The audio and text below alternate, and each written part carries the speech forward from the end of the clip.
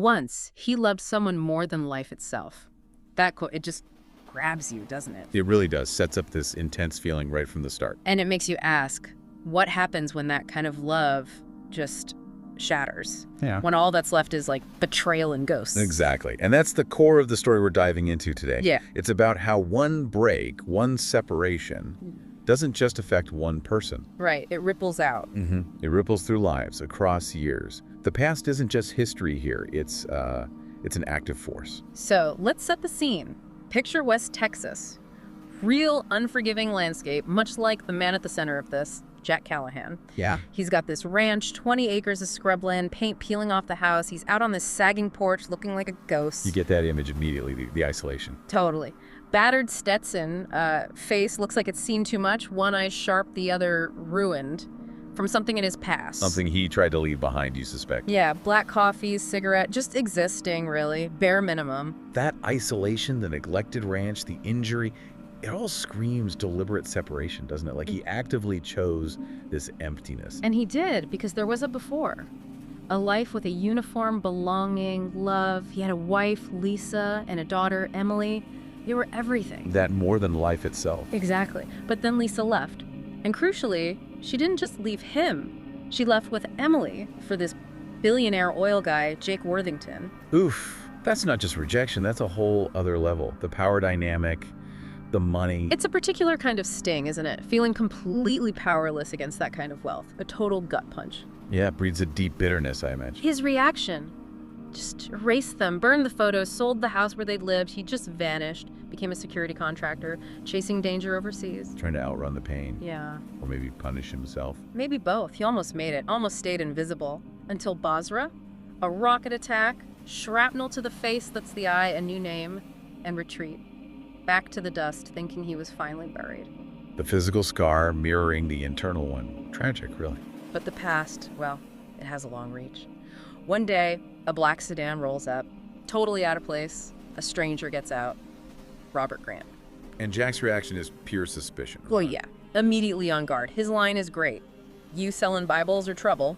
Hand probably near that shotgun he kept. Says everything about his mindset, expecting the worst. And Robert's answer just cuts right through. Neither. I'm Robert Grant. I work for the Commerce Department. But this isn't about work. It's about your daughter, Emily. Wow.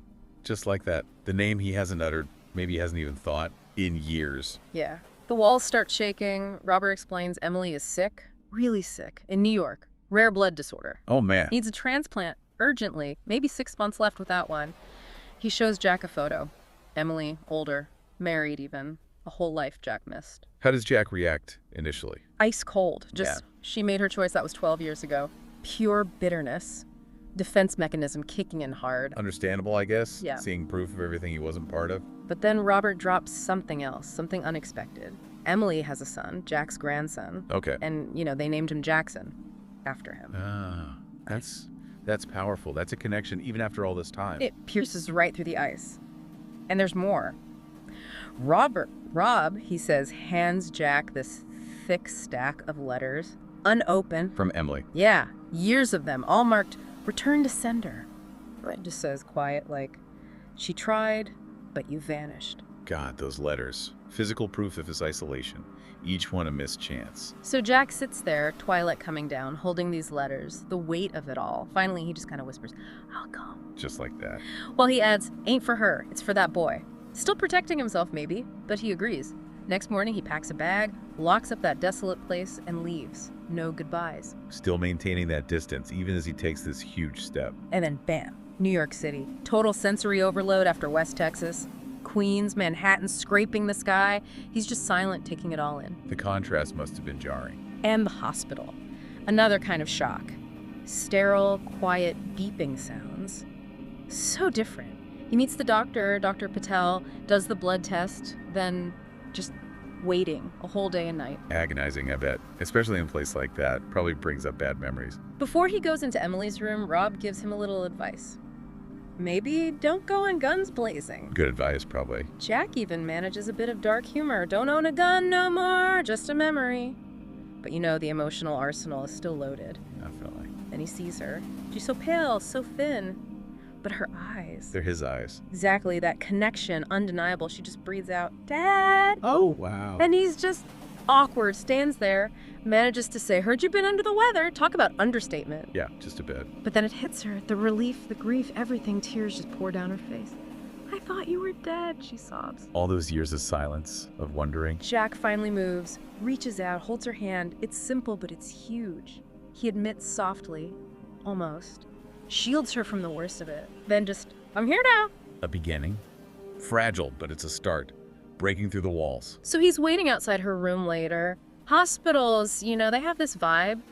Suffocating. Yet not pleasant places, especially when you're anxious. Then Dr. Patel comes out with the news. The blood test results. Jack's a match. Not just a match, a perfect match. Seriously, after all this. Yeah, incredibly rare.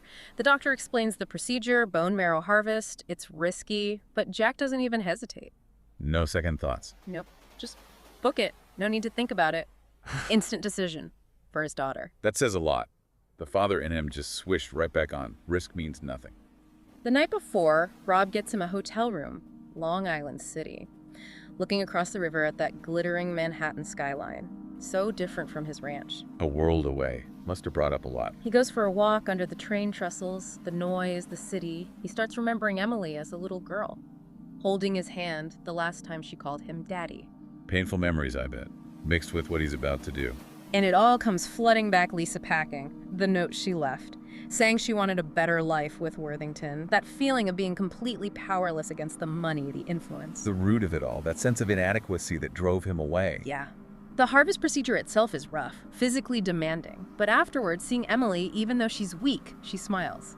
Whispers, "You didn't have to do this." And what does he say? His voice is thick, He just says, "You're my girl, even if you forgot for a while." Wow. Acknowledging the lost time, the hurt, but also the connection. Powerful stuff. So Emily starts recovering, Jack gets released. He's just wandering the city, Lower East Side this time, lost in thought. Trying to process everything, probably. And then he sees her, Lisa, getting out of a fancy black SUV outside the Whitby Hotel. No way. Lisa, after all these years. Yep. Still looks glamorous, heels, the whole bit. But there's a tiredness in her face. And a bruise, high on her arm, almost hidden. A bruise. And a driver just, ignores her, doesn't help her out or anything. Subtle, but telling. Just things aren't quite the perfect, better life, maybe. He confronts her later, at the hospital. It's tense. She's hesitant. "Jack, is it really you?" He's still bitter. "Oh, yeah." Snaps back. "So Jake let you out of the cage today?" She immediately shushes him. "Don't do that, not here." Scared. Scared of Worthington hearing. Or just the scene. Probably both. They talk, sort of, in the waiting room. She asks, "Why now?" referring to him being there. And he throws it back at her. "Why not 12 years ago?" The regret just hangs there. She tries to explain. He promised the world. It sounds weak. Especially if Jack noticed the bruise. He did. His eyes go right to it. "Yeah, and gave you bruises." Direct hit. Ouch.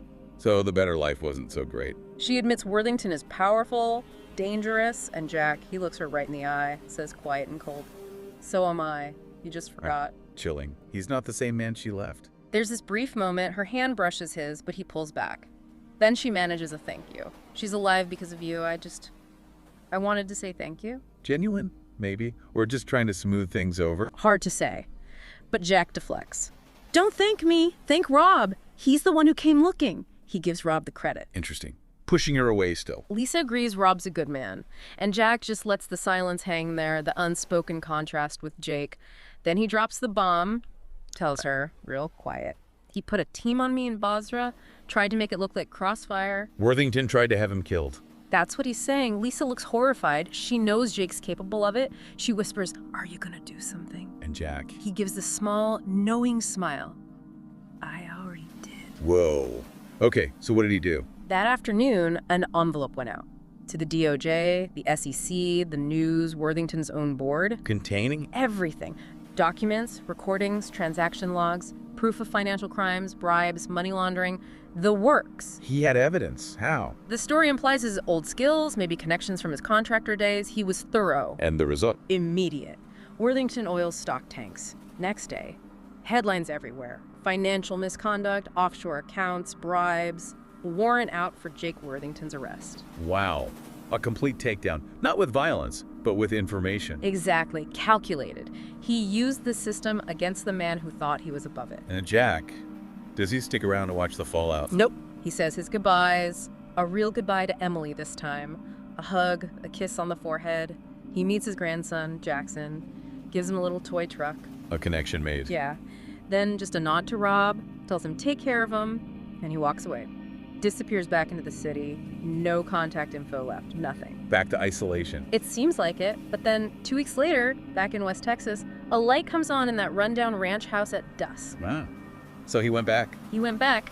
The story ends saying the dust hadn't settled, but the war was over. A sense of closure, maybe? Even if he's alone again? Yeah, feels like a different kind of solitude this time.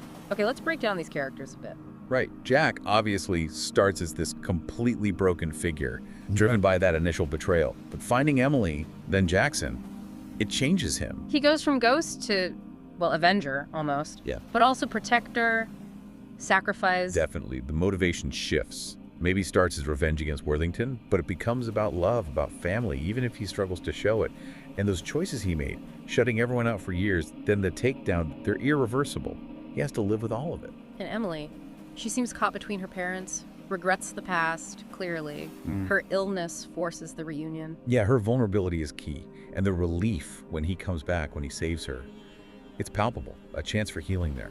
Lisa is complex. She chose the better life, but you see the cracks, the fear, the potential abuse, the disillusionment.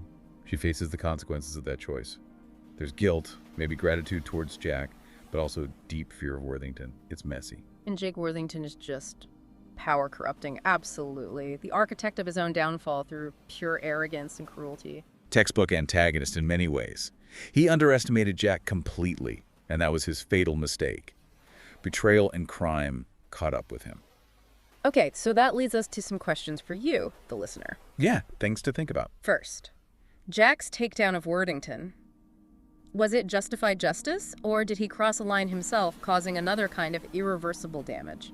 Good question. Ends versus means. Second, Emily and Lisa. How does their relationship recover or change after all this? Especially with Lisa's complicated situation and the shared history, can they rebuild trust? That's a tough one. So much baggage there. And finally, what about Jack's future? Does he stay out there in the desert alone, or does that connection with Emily and Jackson pull him back somehow? What do you think waits for him? Will that light stay on, essentially? Exactly. Lots to chew on there. Definitely a story that sticks with you. It really does. If this story moved you, don't forget to like and subscribe on YouTube.